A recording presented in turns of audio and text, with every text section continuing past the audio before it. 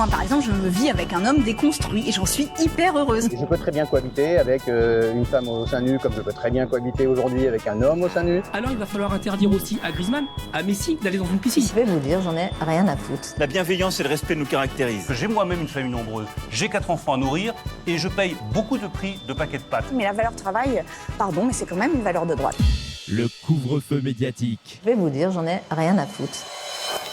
Et donc, tout de suite, nous retrouvons Roxane Despalingues. Bonjour Roxane. Bonjour Clémence. Alors aujourd'hui, vous souhaitez revenir sur Donald Trump et son camp présenté aux enfants. Qu'est-ce que ça veut dire, ça ? Eh bien, Clémence, si vous vous demandiez encore qui est le nouveau président des États-Unis, ou plus vraisemblablement si vos enfants vous posent la question, le service public se charge pour vous de leur proposer une réponse. Regardez. Trump et son gouvernement font peur à tous les défenseurs des droits de l'homme, car ses futurs ministres sont des extrémistes de droite. Exemple, cet homme, Matt Gaetz. Il est pour les armes, contre la défense de l'environnement, anti-avortement. Il a été désigné ministre de la Justice. Sa mission, détruire le système judiciaire actuel pour le remplacer par une justice aux ordres de Donald Trump, car vous le savez, Trump a souvent été condamné. Ouais, ça fait peur, hein. Oui, c'est un extrémiste de droite et sa mission détruire la justice. C'est génial quand même. C'est très, comment Exactement. dire. Et puis Trump fait peur à tout le monde. Hein. Donc c'est un reportage Arte à destination des enfants. Il y a de quoi faire des cauchemars quand même. Exactement. Vous ne pensez pas si bien dire. Le cauchemar, il y en a qui sont en plein dedans, d'ailleurs, au point de ne plus pouvoir souffrir la réalité. Écoutez. Je pense que c'était l'une des situations où l'on se disait que si elle ne gagnait pas, on perdrait beaucoup de choses. Je sais déjà que le taux de suicide chez les transgenres a augmenté de 700% dans la nuit qui a suivi. Donc c'était vraiment un grand événement.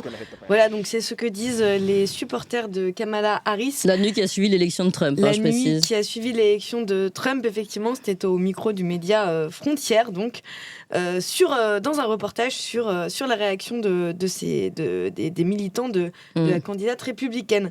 En même temps, après... Démocrate, plutôt. Oui, démocrate, pardon. Et Kamala Harris. après toutes ces horreurs, on se demande comment ne pas s'étonner de ce taux de suicide qui grimpe en flèche, donc. Oui, bon, faut pas non plus trop en rigoler, c'est pas bon, mais c'est vrai que c'est triste, on va dire. Oui, ces jeunes anxieux ont probablement raison de s'inquiéter, hein, car pour le philosophe Michel Feher, Donald Trump a prévu une épuration ethnique. Mais ce qui est promis par Donald Trump, c'est un programme absolument inédit depuis l'Allemagne des années 30, d'épuration ethnique, culturelle, totale. Voilà, donc Michel Feher... Ça s'arrange le programme entre Arte et Michel Feher, décidément. Mais c'est ça, hein, sur le plateau de C'est Politique dimanche dernier, le 17 novembre, donc il avait revêtu son plus beau pyjama et avec un petit air de Philippe Poutou, pardon. C'est vrai. Quoi qu'il en soit, regardez, chez Toxin, on aime bien se faire des petites frayeurs. Alors on va regarder une des déclarations de l'affreuse abominable. Attention, âme sensible, s'abstenir. I refuse to bend the knee to their next endless war in Ukraine. I want peace.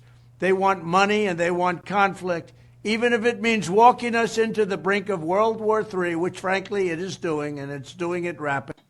Voilà. Donc je veux la paix, ils veulent de l'argent, même si ça doit nous mener au bord de la Troisième Guerre mondiale.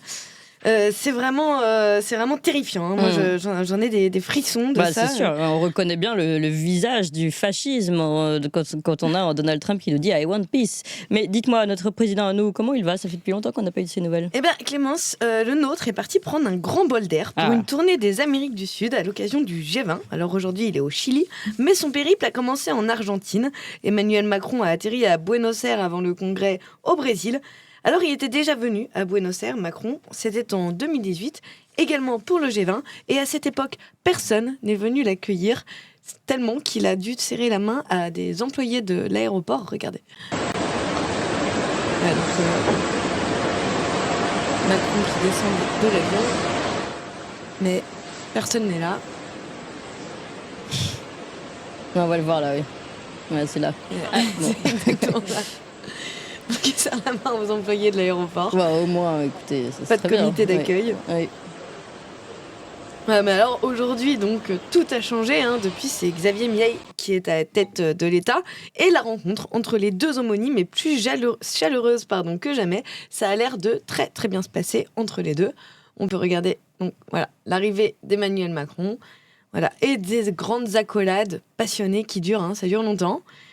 Ils ont l'air de s'apprécier, les deux bons hommes, mais vous remarquerez quand même que Javier Milei embrasse Macron, j'y arrive pas décidément, mais serre la main de Brigitte. Oui. Il y a une nette préférence, et tant pis pour le protocole.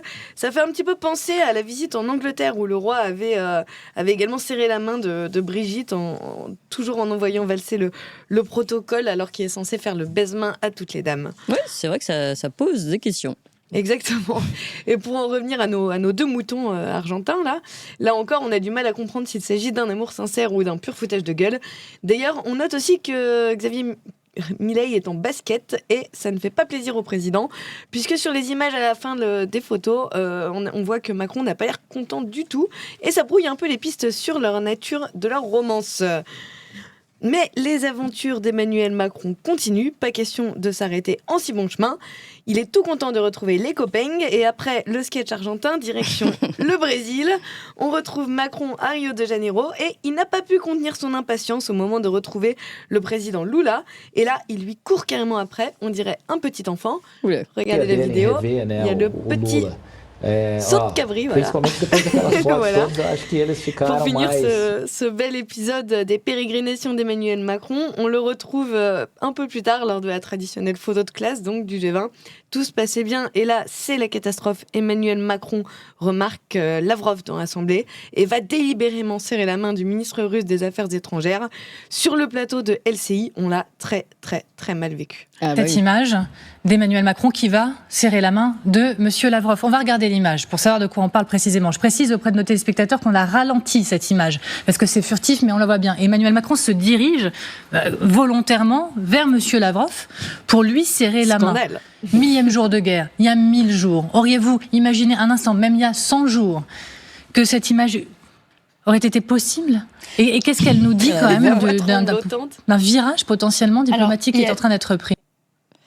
C'est impressionnant, la pauvre. Ça inquiète énormément les journalistes du plateau de LCI, en tout cas. Oui, tout à fait. On voit la fin de vie difficile de cette ça femme. Ça ressemble un peu à une trahison sur le plateau. En tout cas, voilà pour les aventures de Manu. Il a l'air de passer du bon temps et ça nous fait plaisir. Emmanuel Macron débordant d'amour. En tout cas, le grand air lui fait du bien, loin, très loin du chaos français qui s'installe. Oui, qui s'installe par ses actions. Il faut le préciser. Merci beaucoup, c'est son action. Merci beaucoup Roxane Despalingues pour votre chronique et en